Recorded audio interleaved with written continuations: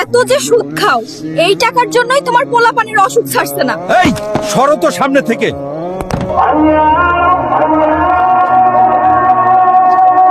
শুনছো, আজান দিচ্ছে, উঠে নামাজে যাও। তুই পর নামাজ টামাজ, আমাকে এসব বলবি না, শুনছিস? করিম, তুমি যে সুদ খাও এটা হারাম, এগুলা খাইও না। কাকা, আমার মতো আপনাদেরও টাকা থাকলে আপনারাও খাইতেন। জ্ঞান দিয়েন না। এই, ওর সাথে হাঁটবি না, ওর বাবা তো সুদখোর।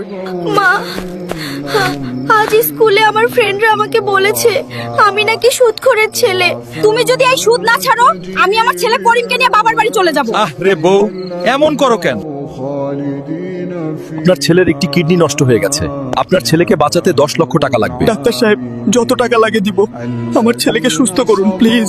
এত যে সুদ খাও, এই টাকার জন্যই তোমার পোলাপানির অসুখ ছাড়ছে না। এই সরো তো সামনে থেকে।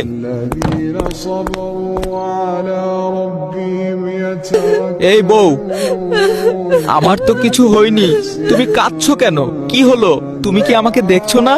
উনি যে কত সুদ খেত, আল্লাহ জানে কবরে কি হয়। এই, তোমরা আমাকে গোসল করাচ্ছ কেন? তোমরা কি করছো? আমি তো এখানে, আমাকে কবরে রাখছো কেন?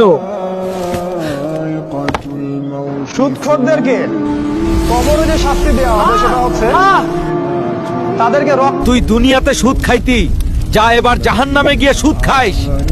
আমাকে মাফ করে দিন। কি হলো? কি হয়েছে? কিছু না। আল্লাহ, আমি আর সুদ খাবো না। এটা কি স্বপ্ন দেখলাম?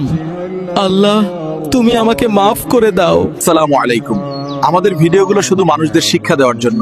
এরকম ইসলামিক শিক্ষা নিয়ে নতুন নতুন ভিডিও পেতে আমাদের চ্যানেলটি ফলো দিয়ে রাখুন এখনই।